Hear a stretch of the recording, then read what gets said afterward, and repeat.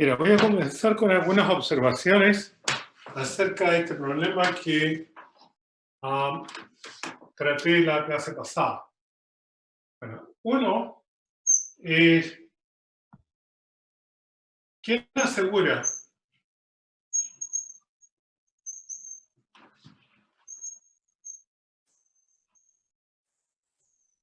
que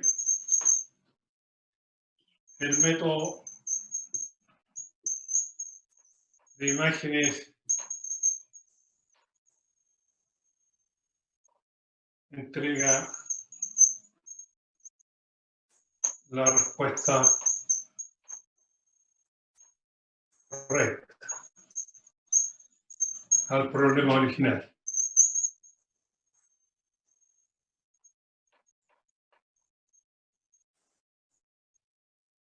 Ya, la respuesta es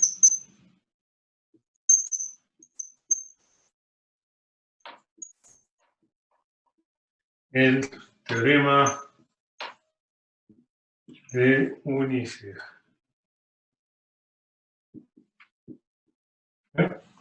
Ambos problemas satisfacen la misma ecuación de Poisson para z mayor que 0 y satisfacen las mismas condiciones de borde. En consecuencia, estos problemas tienen la misma solución.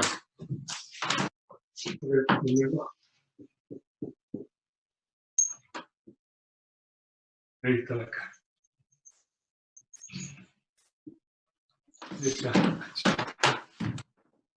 Ya, o sea que aquí si Q es positivo, supongamos, entonces aquí voy a tener cargas negativas. Van a ser densidad de carga que va a ir decreciendo con la distancia. ¿Ya? El problema tiene simetría axial. Una variante de este problema, la variante es potencial, es B0 en lugar de 0 en el plano. Ya. El resultado de este problema, el resultado de este problema es este. El potencial va a ser el mismo que antes, simplemente más B0. Porque este potencial satisface la ecuación de Laplace. ¿Ya?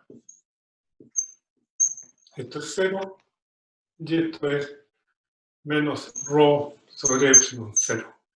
Y las condiciones de borde son ahora que B' en el z igual a 0 es igual a B en z igual a 0 igual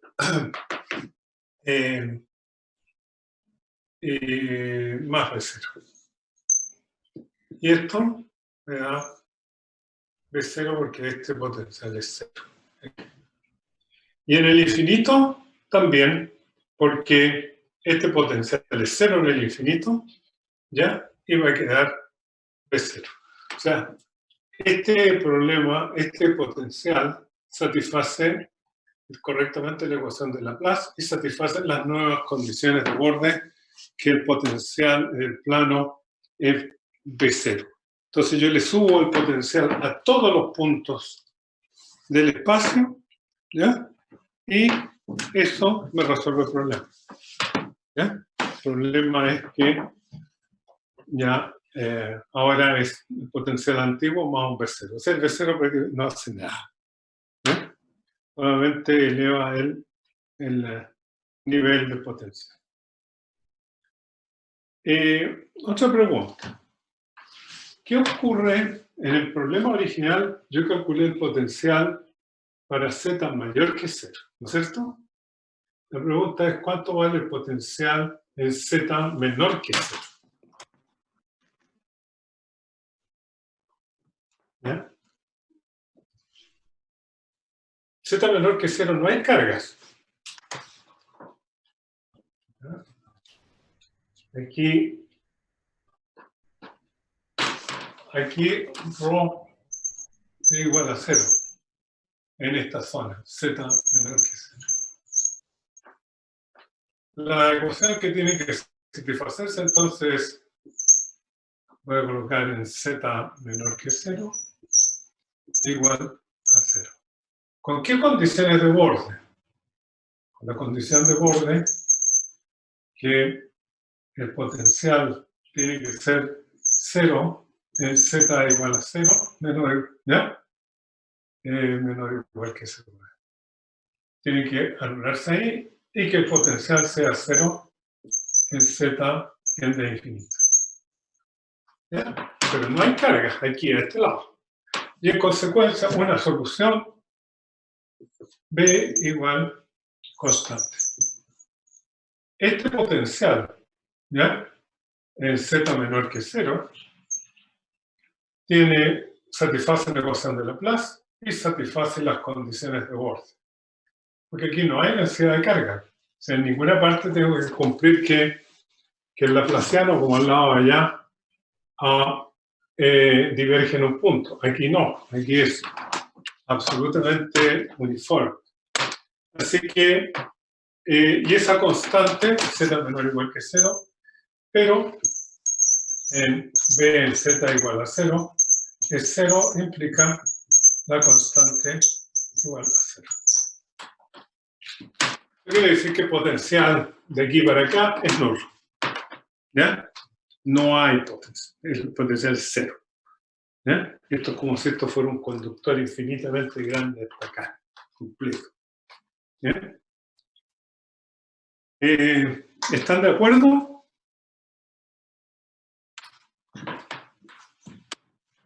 ¿Están de acuerdo con esa solución o no les gusta? ¿Profe? ¿Sí? ¿Como repasar las fórmulas de la parte derecha de la pizarra, por favor?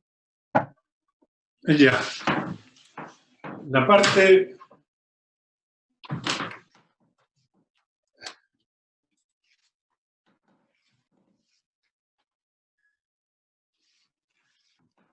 A ver, el potencial en cualquier punto del espacio aquí, ¿ya? Nosotros lo dejamos escrito como el potencial va a ser igual a Q dividido por 4 pi epsilon 0, 1 sobre R más, que es la distancia de aquí a acá, por 1 sobre R menos, que es la distancia de la carga de imagen. A esto lo empezamos a coordenadas polares. Ahora, este potencial tiene que satisfacer esta ecuación, que tiene que ser igual a 0 en z distinto de z igual h 0, 0. Este es x y este es y. O sea, a este punto. Aquí la densidad de carga no es 0. ¿Ya? Y en ese punto, la densidad de carga tiende a infinito. Ahí. Esa densidad de carga es bien particular. La densidad de carga en este espacio que es 0 en todas partes, excepto ahí, que es infinito. Pero tiene una particularidad. Al integrar esa densidad de carga que es singular ahí, tiene que dar la carga total, Q.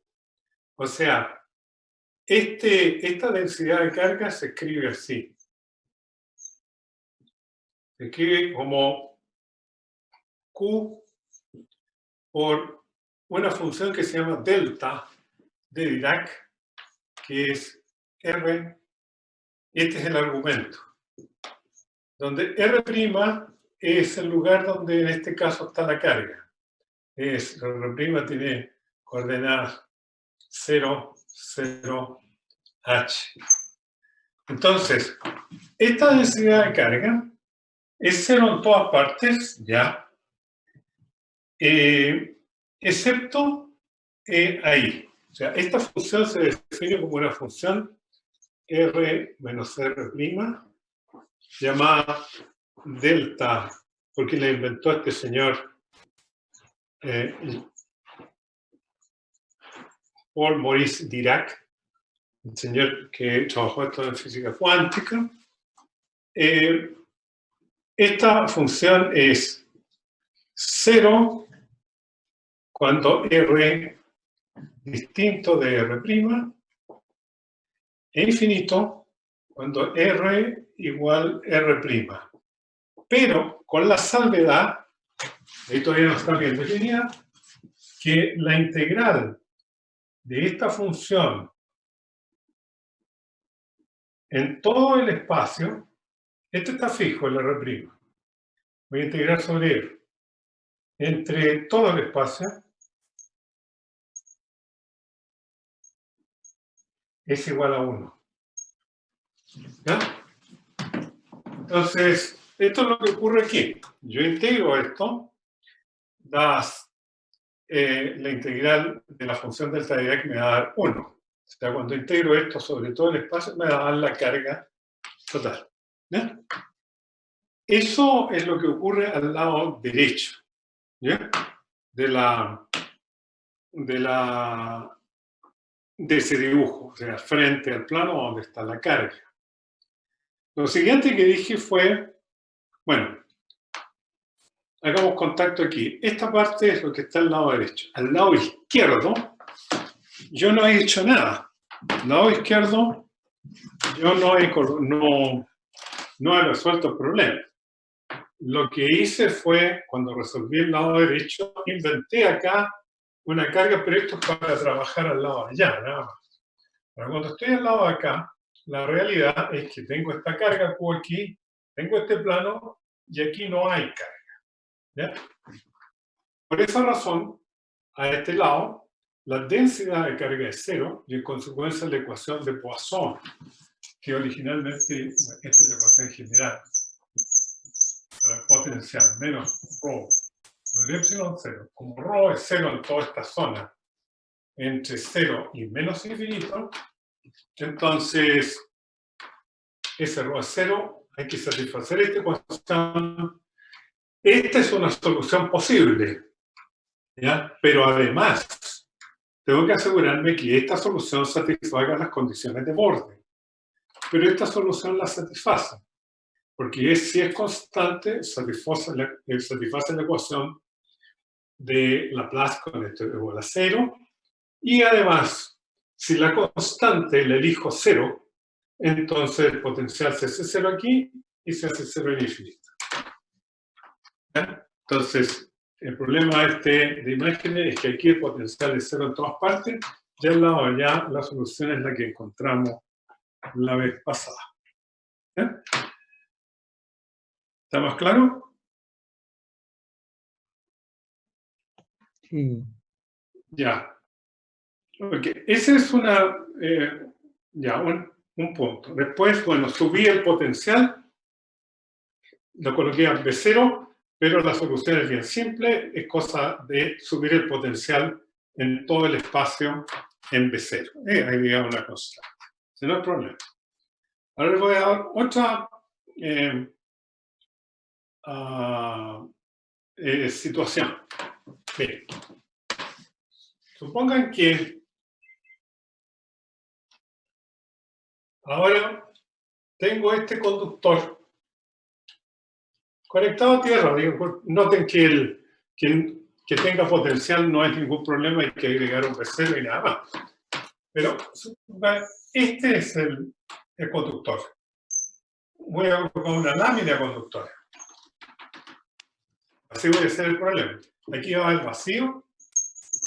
Aquí va el vacío. Aquí voy a colocar una carga Q1. Una distancia H1. Y aquí voy a colocar una carga Q2. Una distancia H2. ¿Ya? Entonces, yo quiero saber el potencial acá. Y quiero, en función de R. Y quiero saber el potencial acá, en función de R. ¿Ya? La condición de borde, aquí la voy a colocar, esto lo voy a conectar a tierra. O sea, todo este conductor está a potencial 0. Entonces yo puedo dividir este problema en dos. esta zona, que llega de menos infinito a más infinito, y para acá a menos infinito, y por otro lado, otro problema, donde el borde es esta otra parte del conductor, y el más infinito. Entonces, primero resuelvo este problema, me olvido de esta parte, ¿ya? Y porque esta la voy a resolver. Lo interesante es esto. Fíjense que al resolver el problema, ustedes no tienen necesidad de complicarse sabiendo, bueno, qué efecto va a tener este aquí.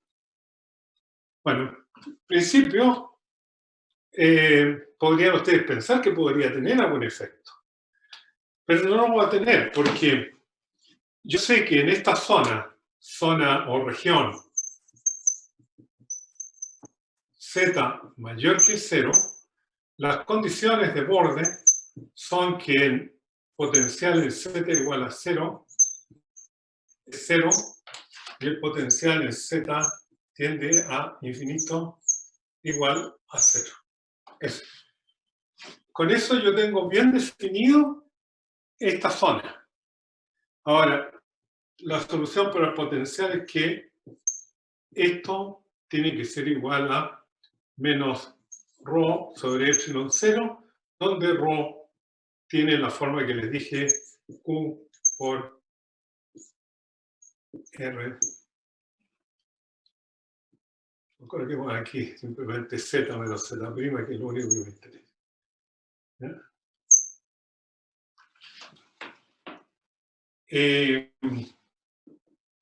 ¿Ya? Ya, esa es la densidad de carga. Es algo que diverge en Z igual Z'.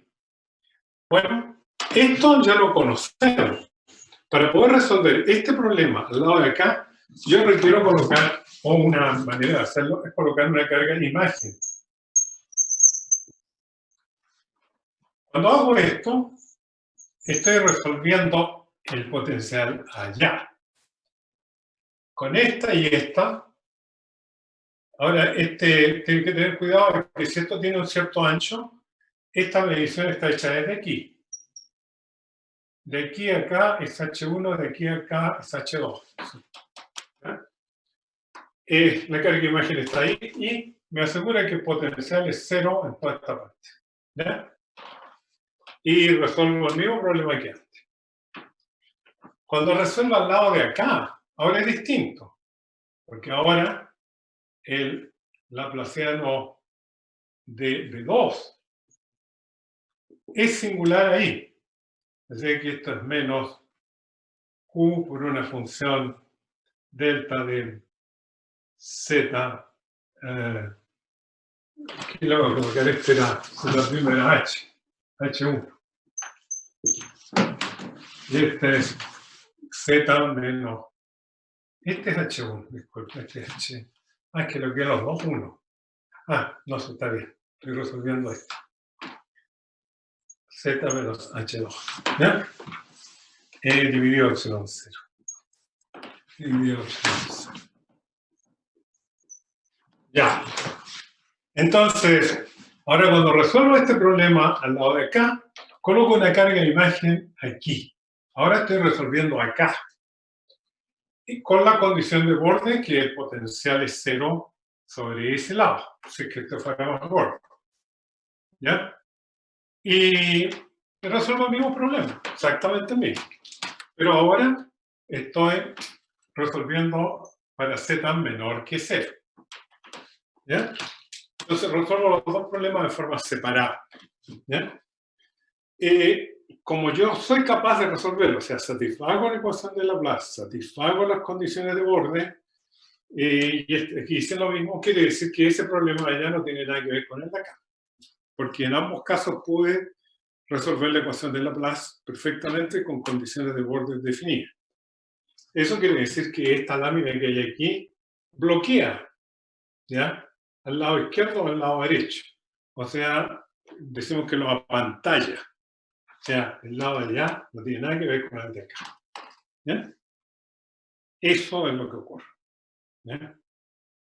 Ese es un problema derivado del anterior, digamos. O sea, esta es una situación, ya una etapa un poquito más complicada porque hay que pensar y darse cuenta de que efectivamente estos dos problemas no tienen nada que ver. Así que aquí va a haber una densidad de carga negativa concentrada en esta zona. Y aquí va a haber una cantidad, si ambos son positivos, va a haber una cantidad de carga concentrada en esta zona. ¿Ya? Ese es el... ¿ya? Los dos problemas son, la solución es idéntica. ¿Ya? Ya, otra observación. Si tienen alguna consulta que hacerme, díganme. Miren, a continuación, colocar cuál es la fuerza que el plano ejerce sobre U, en el problema original. ¿Ya?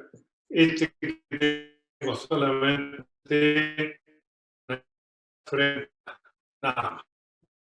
Esto es H. Bueno, como este problema es equivalente a este problema, donde esto es H y esto es menos H, ¿ya? Y el campo eléctrico aquí, en cualquier parte, es el mismo que acá. En particular, el campo eléctrico que estas dos cargas, o esta carga, a ver, estoy preguntando cuál es la fuerza que el plano ejerce sobre la carga. Bueno, el plano originalmente va a tener cargas aquí. Esto va a crear un campo eléctrico acá y va a interactuar con esta carga. ¿Ya? Entonces yo podría calcular el campo eléctrico que esto crea aquí, multiplicado por la carga más este, multiplicado por la carga más este. El campo eléctrico, cada una de esas cargas multiplicado por esa me da la fuerza. Pero también lo puedo calcular directamente aquí. La fuerza que esta carga siente en el problema imagen es debido a esta. Así que esa fuerza yo la calculo como Q cuadrado dividido por 4 pi epsilon 0 y la distancia 2h al cuadrado. Y la fuerza es atractiva porque esta carga tiene el signo opuesto de esta otra. Es decir, ese Q es menos Q. O sea, la fuerza es atractiva. Si esto es Z unitario, esta fuerza apunta en la dirección menos Z. ¿Ya? Así que ustedes podrían, por ejemplo, van a calcular la densidad de carga aquí en este problema y podrían, sabiendo la densidad de carga, pueden calcular el campo eléctrico que esta densidad de carga crea en esta posición, ¿ya? Y hacer interactuar ese campo eléctrico con esta carga y debiera darle exactamente esto. Pero calcular la fuerza así es trivial. Calcular la fuerza ya requiere una integración. Así que es fácil de calcular la fuerza que el plano ejerce sobre la carga Q, es la misma que la carga imagen ejerce sobre la carga Q. ¿Ya? Ya. La siguiente fase es qué pasa aquí. Bueno, como los dos problemas son independientes, la fuerza que se siente Q1 es la de su imagen. Y esto de acá no tiene nada que ver. Pues los problemas están separados. Y la fuerza que ésta siente es el problema de su imagen que va a estar puesta acá. Esa es la fuerza que van a sentir cada uno. ¿Ya? Bueno, esas son situaciones distintas que hacen pensar un poco. ¿Ya? Pregunta.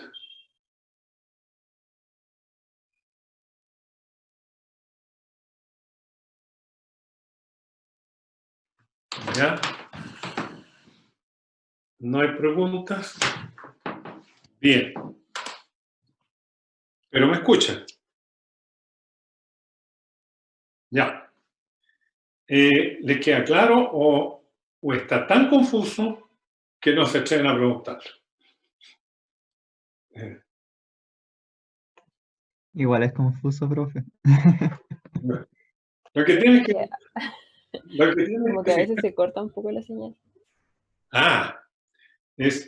Lo que tienen que fijarse es que en la medida que ustedes definan una región del espacio donde ustedes tienen definido el valor del potencial en el borde, es dado un dato, si ustedes logran encontrar una función potencial que satisfaga la ecuación de Poisson y satisfaga esas condiciones de borde, ustedes saben que el problema es único, que la solución es única, y esa es, no hay otra.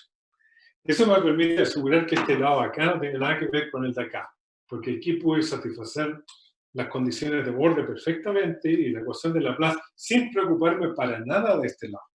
Eso significa que no tienen nada que ver. ¿Ya? Así que los dos problemas son distintos. Y para calcular la fuerza sobre la carga, entonces vamos a interactuar. Una solución es, resuelto el problema original, yo les dije que podían calcular la densidad de carga aquí.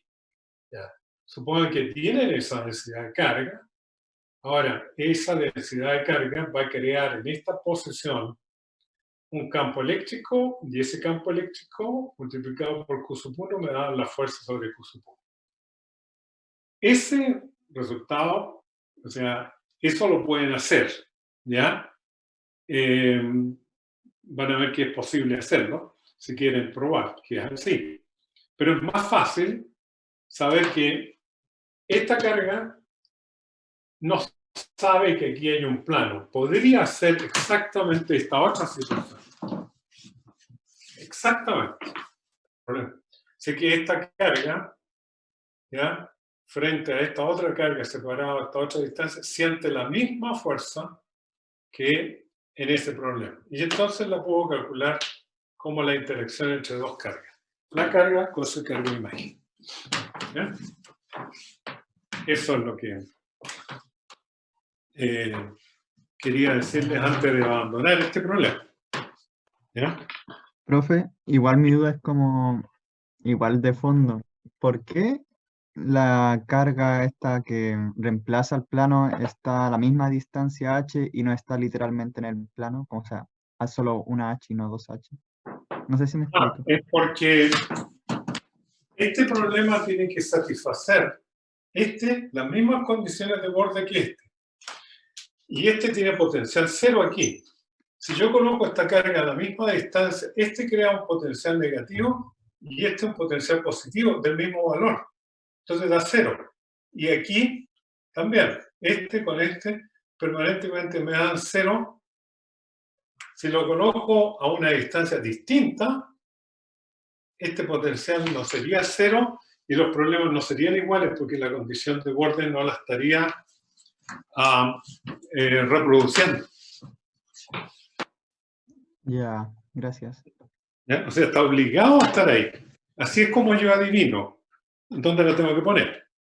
En realidad, ¿cómo uno adivina en estos problemas? Primero, el problema equivalente tiene que tener la misma simetría que este. Este problema tiene una simetría axial. ¿Ya? Axial significa que va de esta manera, mirado desde la carga Q, ¿ya? Se ve igual en todos los puntos. O sea, ahí está el plano, y aquí al frente está la carga Q. Lo que pase ahí es lo mismo que pasa ahí. O sea, este problema tiene simetría axial. ¿Ya? Entonces, ese otro problema también tiene simetría axial. Entonces, la carga Q, esta, la tengo que poner en una posición donde no rompa la simetría axial. O sea, no la puedo, digamos, intento ponerla aquí, yo de partida sé que esa no puede ser. Tiene que ser sobre este eje. ¿A qué distancia? Ahí ocupo el hecho de que tengo que satisfacer la condición de que el potencial sea cero. Y en consecuencia esas dos me van a dar potencial cero exactamente en la zona donde estaba colocado el plano original. Esa es la forma de hacerlo. Bueno, les voy a mostrar otro problema de planos. Y una carga frente a una esfera conductora lo dejaré para más tarde. Quiero cambiar de tema. Y, a ver, este otro problema, este es dos planos conductores que se intersectan en 90 grados. O sea, así. Infinito. Infinitos. ¿Ya? Pero si no hay problema en los bordes. ¿Ya? Este es un plano y este otro plano. ¿Ya? Todos estos conductores. Y aquí esto es vacío. Entonces coloco, supongamos una carga Q aquí, la puedo colocar en cualquier parte. La voy a colocar ya, bueno, coloquémosla ahí. La carga Q ahí. Este problema, yo sé que se puede resolver por imágenes. A esto lo voy a conectar a tierra. Están todos conectados a tierra. Entonces, la imagen la tengo que poner de tal manera de que esta, con su imagen, me dé potencial cero aquí, porque está conectado a tierra. Entonces, si esto es A, coloco a una distancia A aquí una carga menos Q. ¿Ya? Bueno, ahí me da potencial cero aquí, que es la condición de borde del problema original. Pero también tiene que dar potencial cero acá, sobre este plano. Entonces eso me obliga a colocar una segunda carga de imagen. Aquí esto es B, en esta posición B, que sea menos Q. Estas dos me dan potencial cero ahí. Pero esta imagen me está dando potencial distinto de cero ahí.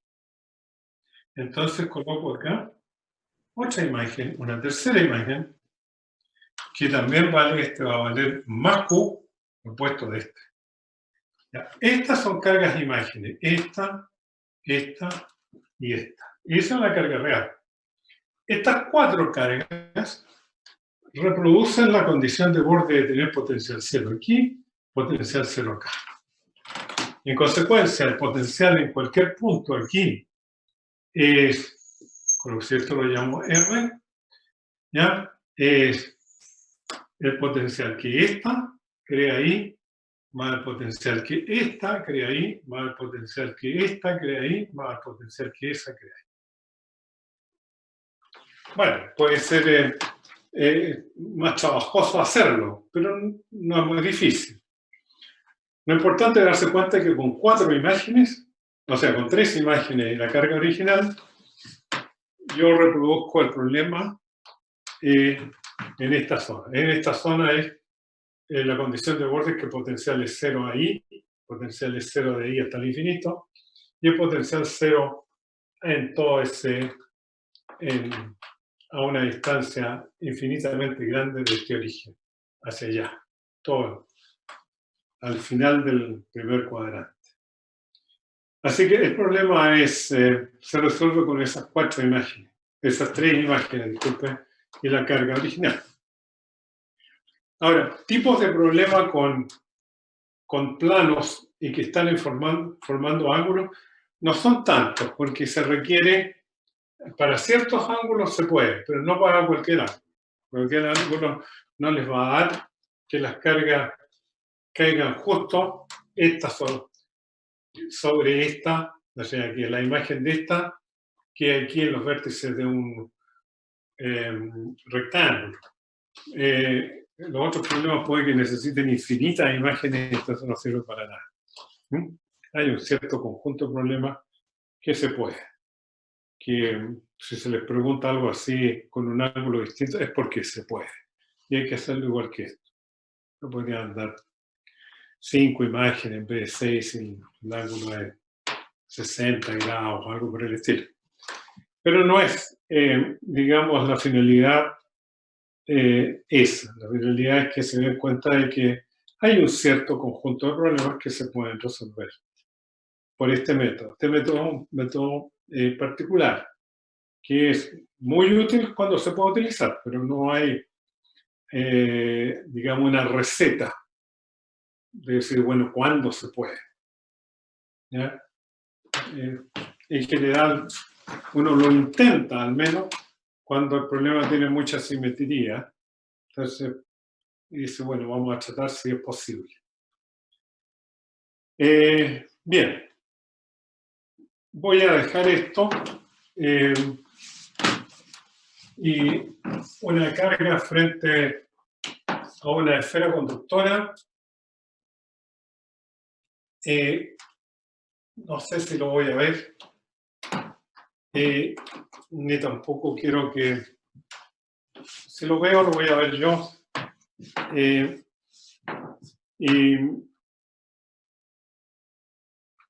Pero a veces causa... O sea, requiero más tiempo, así que... Pero por el momento lo voy a dejar ahí atrás. Después lo veré. ¿Ya? También es interesante, si que tal vez lo vea, pero ahora quiero avanzar hacia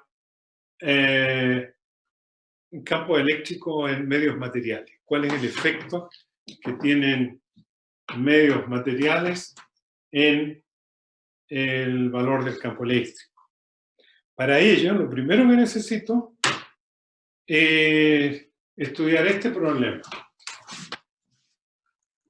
El dipolo eléctrico. La razón es esta. Un dipolo eléctrico es una distribución de cargas conformada por una carga negativa y una carga positiva del mismo tamaño, separada por una distancia d. Y le llamo dipolo cuando calculo, esto es una distribución de cargas, sí, pero lo que interesa es calcular el potencial producido por esta distribución de cargas del medio.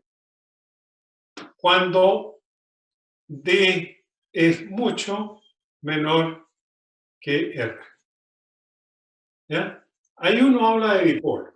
Cuando estoy calculando el potencial de una distribución de dos cargas puntuales separadas a una distancia D, que es mucho, mucho más chica que la distancia a la cual estoy midiendo el potencial. ¿Por qué es relevante? Porque en medios materiales yo tengo muchos átomos. Un átomo. ¿Ya? Profe, Y diga, ¿puede repetir la definición de dipolo eléctrico que estaba copiando y no pesqué? el dipolo eléctrico es un conjunto de dos cargas de igual magnitud, ¿ya? Separadas a una distancia d pequeña, comparado con la distancia a la cual yo voy a estar midiendo el campo eléctrico o el potencial. ¿Ya? Esto es característico y esta es la distribución. Dos cargas iguales separadas a una distancia d, pero son relevantes o es interesante la idea cuando R es mucho más grande que D. La razón es esta, porque cualquier medio material está hecho de átomos, moléculas, etc. Entonces, la distribución de carga dentro del átomo puede que en una parte sea positiva y otra negativa. Y se puede formar una cosa como esta. Este es un dipolo, que yo lo voy a definir de negativo a positivo, o sea, con la letra P después. Caso típico, usted tiene una molécula de agua. El hidrógeno es como así. Esto es un modelo. El hidrógeno es así Este sería el oxígeno y este sería el hidrógeno. De los cursos de química ustedes saben que el agua es tal que el enlace OH con el otro OH forman un cierto ángulo que es del orden de 109 grados. Pero en términos de distribución de carga, también está calculado, pues, siendo de física cuántica, que la densidad de carga negativa en la vecindad del oxígeno es, lo colocan así, es aproximadamente 2 cargas de un electrón, ¿ya? De alguna forma está distribuida aquí, pero a grosso modo en esta zona esto es negativo y en esta zona hay un déficit de electrones y por eso queda positivo, ¿ya? O sea, los electrones del hidrógeno tienden a irse más para allá. Entonces aquí ustedes ven que se crea esta carga con esta, ¿ya? Forman un dipolo y esta carga con esta forman otro dipolo.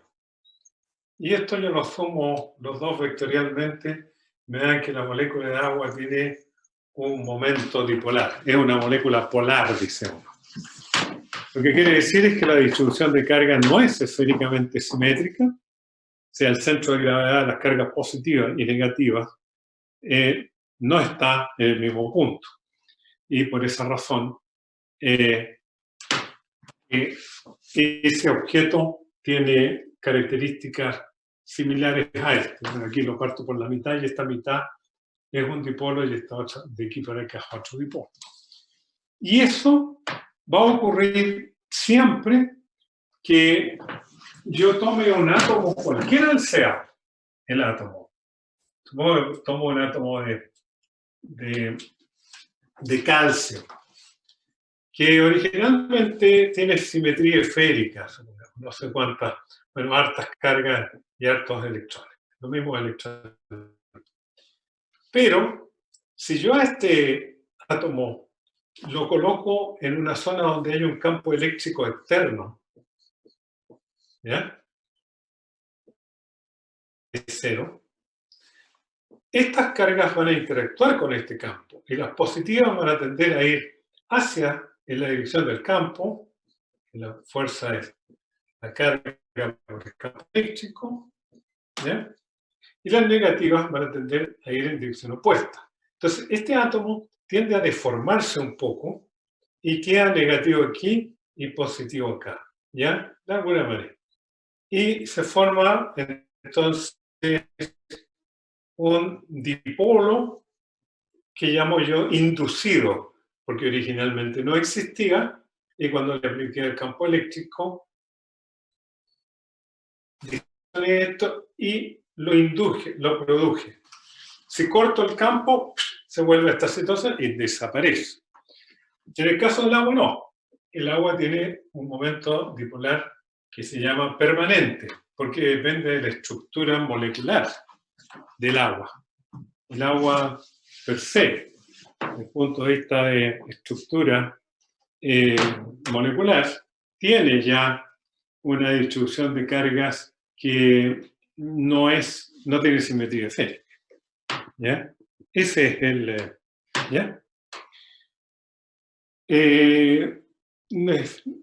Pueden hacerme preguntas ahora y les voy a dar un break de 10 minutos, de acuerdo a lo que ustedes me pidieron. ¿Están de acuerdo? Bueno, Gracias, profe. Gracias. Ya. En 10 minutos yo retomo, o sea, a las 12:56. ¿Ya? Y de ahí hasta la 1:30. ¿Ya?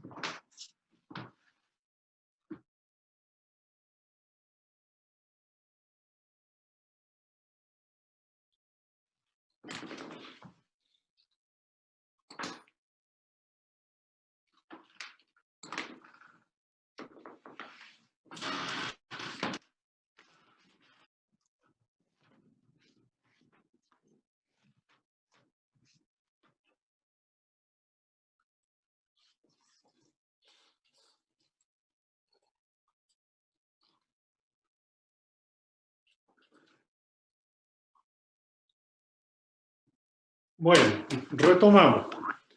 Bueno, entonces, la razón para preocuparnos de estudiar este objeto es porque al hacer interactuar, por ejemplo, un campo eléctrico con un átomo, el átomo se distorsiona y crea una distribución de carga de ese estilo. Como son millones y millones de átomos, 10, número Avogadro, 10 a la 23, si tengo 10 a la 23 átomos que tienen esta distribución, el conjunto de ellos va a crear un objeto o un efecto macroscópico. Entonces yo voy a estudiar primero el efecto, el potencial y el campo eléctrico de un dipolo, y luego voy a sumar de manera continua un número enormemente grande de estos dipolos y me va a dar una expresión matemática que me va a permitir trabajar un trozo de material que está, como digo, polarizado, voy a llamarle yo, cuando se inducen estos dipolos. ¿Ya? Y eso entonces va a afectar al campo eléctrico original creado por distribuciones de carga fijas, ¿ya? Ahora van a aparecer nuevas distribuciones de carga que a su vez van a crear un campo eléctrico y el campo eléctrico total va a ser la suma de los campos que habían, del E0, más el campo eléctrico creado por las cargas que se fueron inducidas. Pero en lugar de estudiar carga por carga, uno estudia los dipolos. ¿Ya? Bien, entonces, aquí tengo un dipolo. Voy a colocarlo ahí. Ahí está la carga negativa. Esta va a ser la carga positiva. Esta es la mitad. Y estas distancias ya no se ven grandes, pero son grandes. O sea, de medias. Esto es R. Y vamos a suponer que R es muchísimo mayor que D. Entonces, al hacer eso, yo voy a poder hacer una aproximación en el cálculo del potencial. Fíjense, si esto es el ángulo θ, me conviene trabajar en coordenadas polares. Voy a tener que el potencial en R va a ser el potencial creado por esta carga ahí, llamémoslo R más, ¿ya? Y para no tener que escribir mucho, va a ser 1 sobre R más, pero eso lo puedo escribir como la raíz cuadrada de R cuadrado más D medios al cuadrado menos 2 veces D medios por R coseno θ. ¿Sí? Esto va a quedar D por R por cos θ.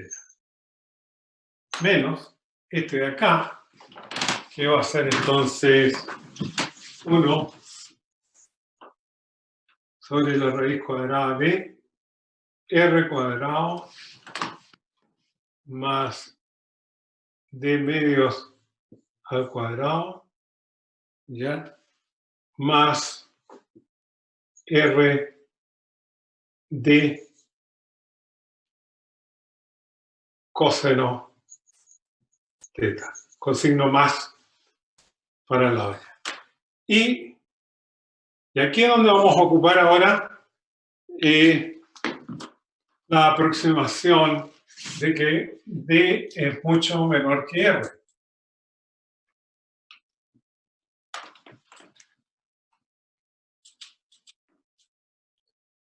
Como D es mucho menor que R, eso significa que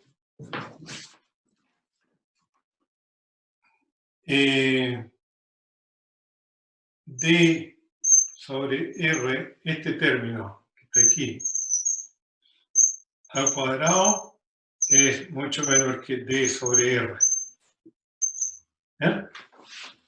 Y ciertamente esto es también mucho menor que 1.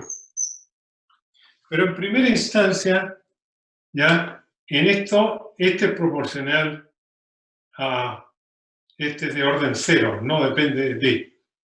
Esto es de segundo orden, AA. Aquí sí. Ya. Esto es muy chico.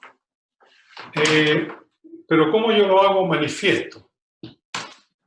Voy a sacar factor común abajo. R cuadrado. Me va a quedar Q dividido por 4 pi epsilon 0. Aquí voy a sacar factor común R cuadrado y el R cuadrado lo voy a sacar de la raíz. Me va a quedar un R. Y aquí va a quedar un 1 dividido por raíz cuadrada de 1. Saqué factor común R cuadrado.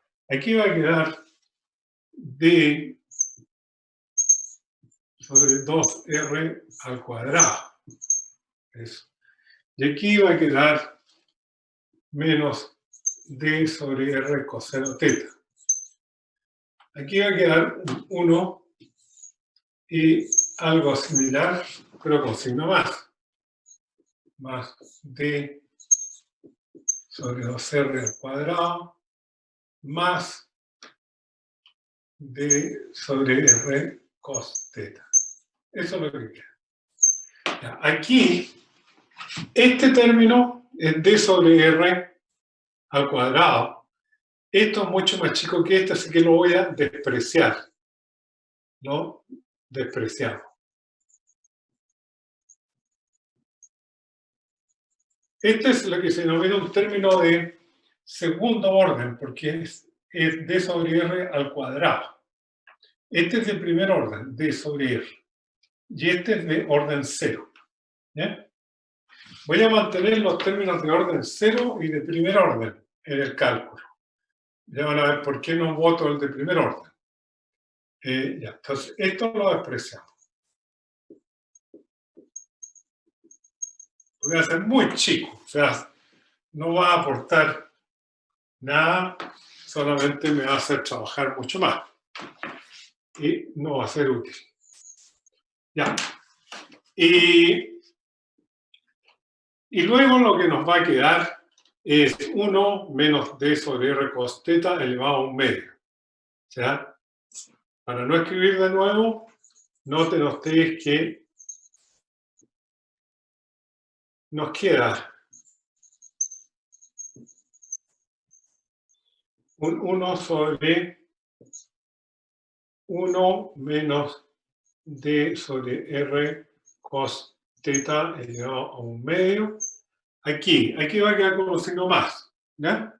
Pero después lo trabajaré. Eso es igual exactamente a 1 menos D sobre R cos teta elevado a menos un medio. Y esto, ocupando la aproximación del binomio, al primer es 1. Esto pasa ahí, va a quedar menos un medio con más D sobre R cos teta, más términos más chicos del tipo D sobre R al cuadrado, D sobre R al cubo, etc. Entonces yo voy a cortar aquí, voy a truncar. Profe, Diga. ¿qué dice antes de nos queda? Ah, noten. No se veía por la luz. Noten. Ah, ya. Gracias. ¿Ya? Debería puesto noten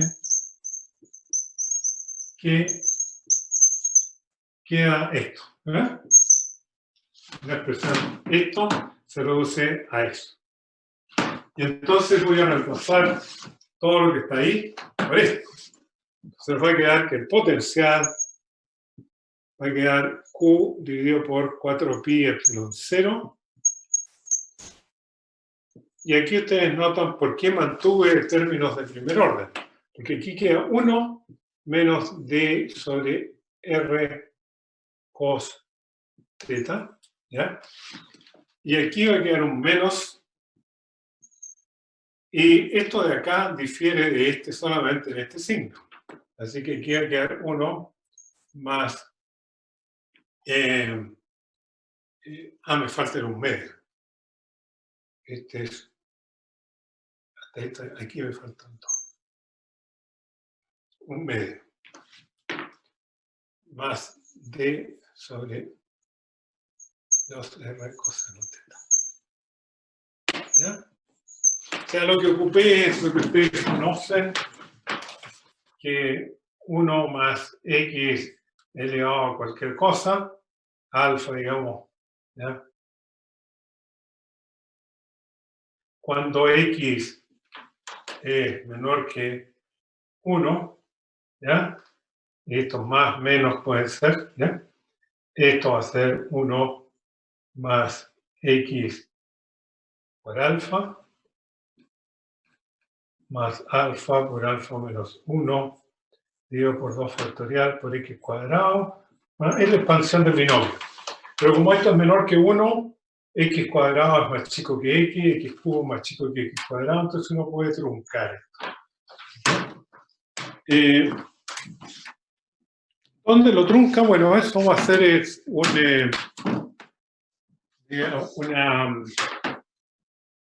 una medida experimental, digamos. O sea, si no estoy de acuerdo, si los resultados experimentales son muy finos, yo voy a tener que seguir en la expansión. Pero no es el caso. Entonces, aquí ustedes se fijan que este 1 cancela a ese 1.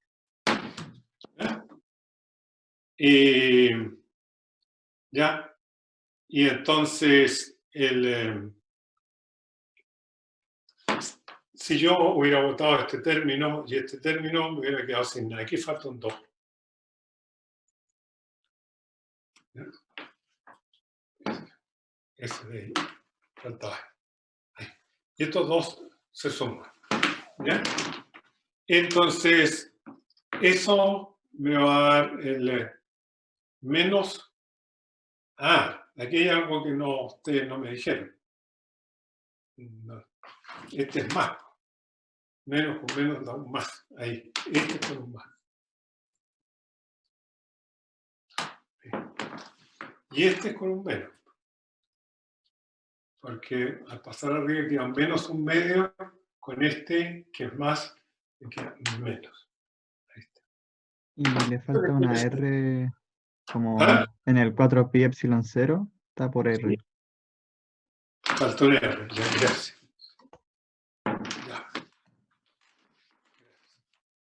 Ya, y ahí están los signos correctos.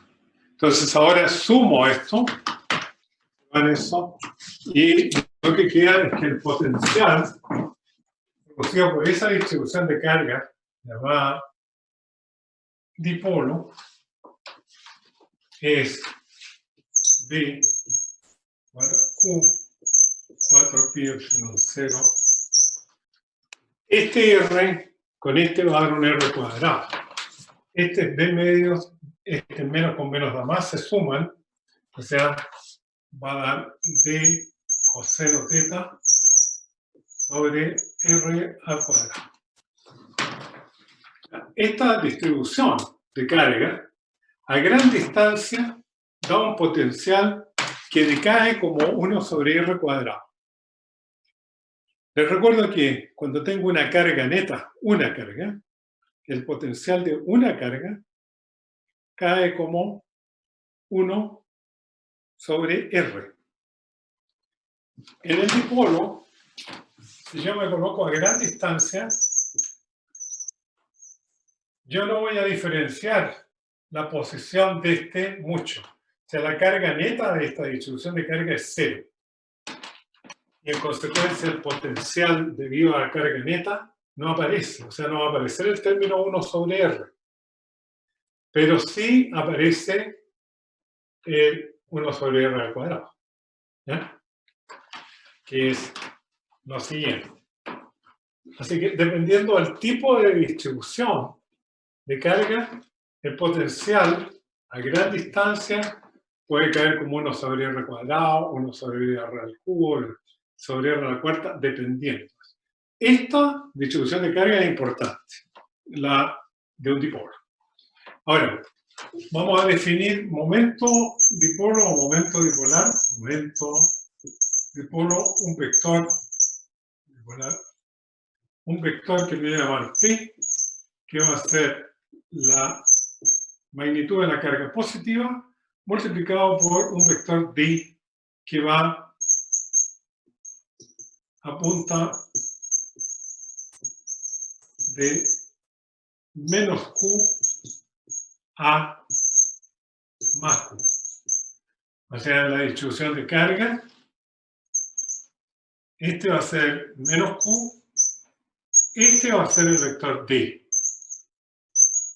Este va a ser más Q. ¿Ya? Y voy a definir momento dipolar así. Si lo defino así es por conveniencia, evidentemente. Y para la interpretación posterior conviene hacerlo así.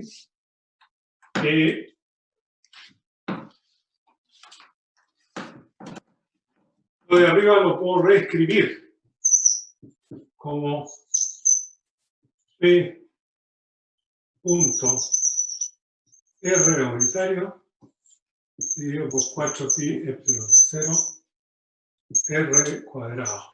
O bien lo puedo escribir como P por R vector dividido por 4pi epsilon 0 R al cubo. Típico, donde ya ahí está el dipolo, este es R, este es el ángulo θ, el vector momento dipolar apunta paralelo a D, o sea que el ángulo que forma efectivamente es θ. P punto vector R, ¿ya? P punto R es P por R por cos θ. Un R se cancela con este, o lo escriben así. Aquí un vector unitario R, y P por R me da el coseno de θ por P. Así que el potencial lo escribo así, o así. ¿Eh? Ese es el potencial de un dipolo. Este es el potencial que uno observa a gran distancia. Y noten ustedes que para nosotros gran distancia va a ser, el átomo tiene un tamaño de algunos angstrom, ¿ya? Típicamente un angstrom, o sea, 10 a la menos 10 metros. Y nosotros vamos a estar midiendo el potencial fuera del átomo, por aquí. Entre los átomos va a estar el instrumento de medida, o fuera completamente del pedazo de material. O sea, estas distancias son enormes comparadas con el tamaño del átomo, es decir, con el tamaño del dipolo, de la separación de cargas. Así que por eso que esta aproximación es útil e importante, ¿ya? Describe muy bien lo que está pasando, ¿ya? Ya. Eso, ya. Ahora, desde el punto de vista de cálculo, uno puede ahora calcular, por ejemplo, el campo eléctrico a gran distancia del dipolo, ¿ya? Y tomando el gradiente. ¿Cuánto me queda? Si es que queda. 15 minutos. Ah, sí. Entonces, para calcular el campo eléctrico, como estamos trabajando en coordenadas polares, ¿y por qué en coordenadas polares? Bueno, porque este problema tiene simetría axial. Aquí está la carga menos Q, este tiene la carga Q. O sea, lo que pasa en este plano, yo puedo girar esto en torno a este eje y voy a saber lo que pasa en este plano, ¿ya? Por eso podría usar coordenadas polares. Después uno genera el resto rotante. Miren, el campo eléctrico es menos el gradiente del potencial. Pero el operador gradiente en coordenadas esféricas es menos, bueno, el menos está ahí, D a de R por R unitario más teta unitario por 1 sobre R por D a de teta. Esto aplicado aquí. Así que esto me da menos R unitario por D a de R menos teta unitario sobre R por dB a de teta. Ya. Y esto entonces me da la componente R del campo eléctrico. Y aquí voy a tener la componente teta del campo eléctrico. Eso. ¿Ya? Entonces, eso es fácil de hacer. ¿Por qué? Bueno, porque la expresión es muy simple. ¿Ya? Aquí voy a repetir esto. Aquí, pero no, si no se alcanza a ver, aquí está el potencial. Potencial lo escribí como P coseno teta dividido por 4pi epsilon 0 r cuadrado. ¿Ya? Eso es lo que me interesa. ¿Ya? Ese es el potencial. Entonces, cuando calculo la componente R del campo eléctrico menos la derivada con respecto a R del potencial. Pero aquí está la R. Así que va a aparecer un menos 2 al derivar que va a cancelar a este. ¿Ya? Coloquémoslo aquí. Menos 2 por P coseno teta 4pi epsilon 0 R al cubo. Esa es la componente R del campo eléctrico. ¿Diga? Me perdí. ¿Qué estamos haciendo? Estamos sacando el Campo eléctrico. campo a través del voltaje que ya habíamos sacado. A través del potencial, que ya habíamos El calculado. potencial. El voltaje. Este es el potencial. ¿Ah? Gracias. Entonces lo coloqué así para que quedara explícito R y T.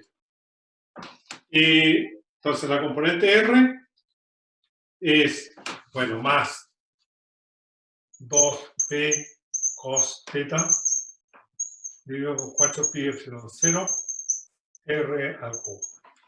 Y cuando calculo la componente teta, tienen que derivar con respecto al ángulo que va a dar un menos seno que va a absorber a este signo menos, ¿ya? Y esto tiene un 1 sobre R, que con este R cuadrado me va a dar un R al cubo, igual que acá. Pero aquí va a quedar P seno teta dividido por 4pi epsilon 0 R al cubo. Eso son las componentes del campo eléctrico de este dipolo que voy a dibujar aquí de nuevo.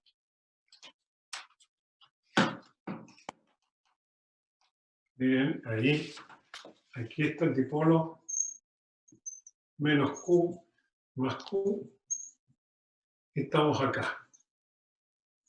¿Ya?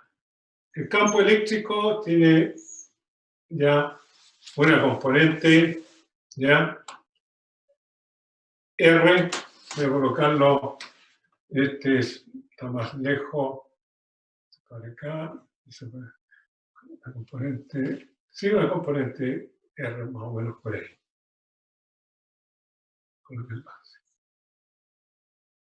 El campo eléctrico de esta carga apunta hacia allá, el campo eléctrico de esta apunta hacia acá, así que el campo eléctrico esencialmente va a ser por ahí como así. Esto es D. Y la componente R del campo eléctrico va a ser la proyección sobre este R unitario. ¿Ya? Ese pedacito, eso va a ser E sub R. ¿Ya? Y la componente teta es esa que está acá. Va a estar en la dirección teta unitaria. ¿Ya? Esas son las dos componentes que calculamos. ¿Ya? El campo eléctrico va a ser más o menos así. Cuando está por acá va a tener otras componentes. ¿Ya? Pero ahí le va dando eso. Ahora, yo no voy a alcanzar a calcular las líneas de campo, pero, bueno, las voy a calcular, sí, corto. Miren, para hacer un dibujo de las líneas de campo de esta distribución, uno se recuerda que las líneas de campo las calculo así. Digo que dr, el elemento de la línea de campo, es alfa veces o a veces, como quiera usted, a veces, el campo eléctrico, porque son paralelos. Esto significa que en coordenadas polares, dr se escribe como dr por r unitario más r de teta unitario. Y el campo eléctrico va a ser A por E sub R por R unitario más A por E sub teta por teta unitario. Y ahora comparo este R unitario con este R unitario, ¿ya? Y me queda que el de R es igual a por E sub R, y este otro R de teta es A por E sub teta. Despejo las A de aquí, y me queda que de R dividido E sub R es igual a R de teta, esto dividido por E sub teta. ¿Ya? Y luego reemplazo, como tengo estos dos, ¿ya? Entonces coloco, bueno, voy a escribir ahí porque tengo espacio, dr dividido por E sub R, que es S, 2p cos teta dividido por 4 pi epsilon 0 r al cubo. ¿Ya? Igual a r de teta dividido por E sub teta, que es p seno teta dividido 4 pi epsilon 0 r al cubo. ¿Ya? Aquí cancelo todo esto. Con todo esto, este p lo cancelo con este p que está ahí. Y lo que les queda es, este r lo paso por abajo y este coseno teta lo paso por arriba. Ya esto me queda dr sobre r igual a coseno teta de teta sobre seno teta. Y este lo rearreglo, y esta es la diferencial de d seno teta. Digo por seno teta. Y ahora esto es integrable el lado izquierdo directo y el lado derecho también. ¿Ya? Lo que les da a ustedes ahí, esa integración es que falta un 2 aquí. Profe, Diga, 2. ¿qué hizo del paso de la primera ecuación a la segunda ecuación? Del ¿De dr. No, de ¿Ah? arriba. ¿En esta? La de arriba a la que está ahora. Esta. Sí, de ahí a la que está abajo. ¿Qué hizo? ¿Derivó? ¿Qué? No caché. Bueno, aquí no dice nada, sino que el elemento de línea en coordenadas polares es esto. ¿Ya? Tal como en coordenadas cartesianas, dr es dx por x unitario más de y por y unitario. ¿Ya? Eso significa, ¿ya? Es un dr cualquiera, lo expresa uno en coordenadas cartesianas. Ese dr lo expreso en coordenadas polares y queda así. Y luego veo que estos dos vectores son linealmente independientes. O sea que lo que tiene que ver con R unitario el lado derecho y el lado izquierdo tienen que ser iguales. Y como esto es una constante, despejo esta constante, me queda dr sobre r de la primera ecuación. Y la misma constante es r de teta sobre sub teta. Y de ahí saco la ecuación. Y a continuación reemplazo el valor de E sub r y de E sub teta que tenía y llego a lo que tengo ahí. Y, Entonces, profe, dime. perdón por interrumpirlo. ¿Qué era la A? A. Una constante arbitraria. Ah, ya. Quiere decir que, por ejemplo, si tengo una curva cualquiera, ¿ya? Entonces, y el campo eléctrico es tangente a la curva porque así está definida la línea de campo, quiere decir que el elemento de línea de R es una constante multiplicado por el campo. La constante la coloqué A. Constante por E. Porque los dos son tangentes. De ahí sale la ecuación para una línea de campo cualquiera. ¿Ya? Campo de velocidades, campo eléctrico, lo que sea. Son tangentes. Así están definidas. La línea de campo es tangente al campo eléctrico en cada punto del espacio. Y esa constante no necesito conocerla. Lo que sí sé es que es la misma constante para la componente X, para la componente Y y Z. De ahí sale eso. ¿Está más claro? Sí, sí, gracias. Ya. Ahora integro. El lado izquierdo, la integral, integrando, es logaritmo natural de R. El lado derecho es 2 veces el logaritmo natural de seno de teta más la constante que le coloco logaritmo natural de C. Este 2 lo meto ahí y me queda entonces el logaritmo natural de R es logaritmo natural de la constante C multiplicado por seno cuadrado teta. Y ahora identifico ambos lados y quiere decir que la ecuación de la línea de campo es esa. ¿Ya? En un dibujo se ve así, si ustedes grafican esto. Si ustedes hacen el gráfico, cuando miran en un libro, como quieran, ustedes van a ver que esta es la carga negativa, esta es la carga positiva, y las líneas de campo van de positivo a negativo, más o menos así.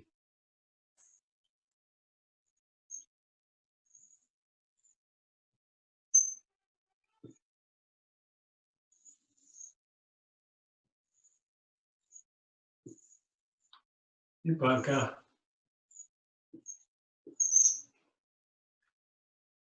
De cada línea. O sea, si ustedes grafican esta función, para cada constante C, ustedes van a tener una línea. Para otro valor de C, otra línea. Para otro valor de C, otra línea. ¿Ya? Esas son las líneas de campo que genera esto. Y esto es válido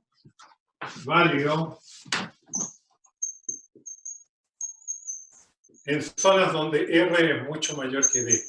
Esta parte de aquí donde están las distancias son cercanas, no digo nada, porque ahí tengo que hacerlo a mano, no puedo aplicar ninguna aproximación de distancia. Pero a mí no me interesa esa zona de ahí achurada, que es cerca o estoy metido dentro del dipolo, sino que zonas alejadas. En las zonas alejadas donde vale eso. Bueno, yo creo que hasta aquí llegó hoy. Les aviso que yo la clase pasada la subí, ustedes la tienen en un curso, todo lo que tiene que ver con la parte de método de imagen, teorema de unicidad, teorema de Earnshaw, está allá. Y hoy día les voy a subir esta clase, y un poco más de esta clase, porque no alcancé a ver todo lo que tenía preparado, va a estar en un curso. Si ustedes pueden revisar eso, lo que no pudieron escribir, lo van a tener ahí. Ya. ¿Alguna pregunta?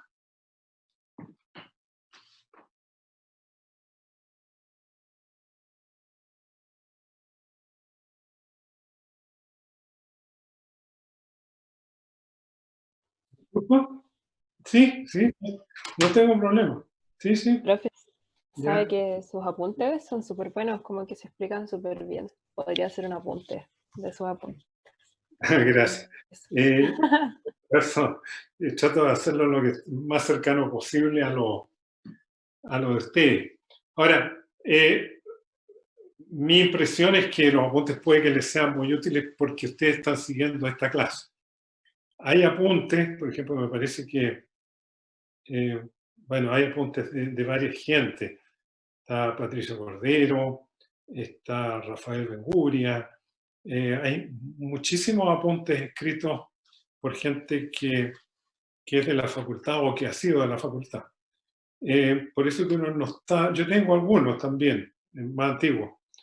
La verdad es que prefiero subirles lo que yo he visto en clase porque ahí lo tienen bien cercano a lo que yo miré, ¿ya? Y el próximo año a lo mejor voy a hacerlo de otra manera, ¿ya? Por eso creo que voy a ir cambiando siempre. Tiene que ser un apunte dinámico. Ya. Si no tienen preguntas, me voy a desconectar. Chao, profe, nos vemos. Gracias, Ya. profe. Chao. Ya. Chao, chao. Profe,